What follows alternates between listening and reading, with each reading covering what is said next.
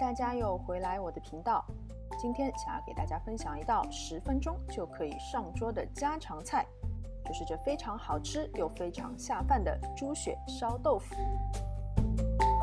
从菜场买回来的猪血，如果没有马上使用的话，记得要先把它们浸泡在水里，这样能保持猪血滑嫩的口感。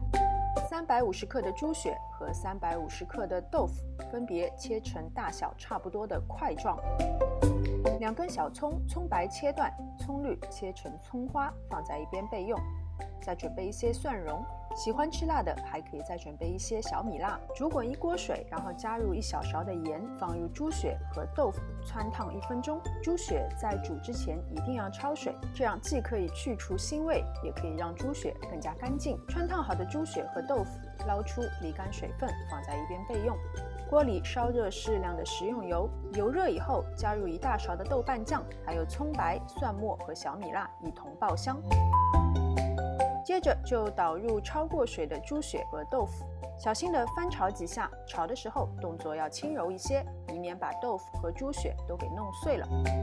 然后就倒入大概150毫升左右的清水，加入1大勺的料酒、1小勺的糖和适量的白胡椒粉，用锅铲沿着锅边轻轻的推动几下，然后关上锅盖，大火煮2分钟。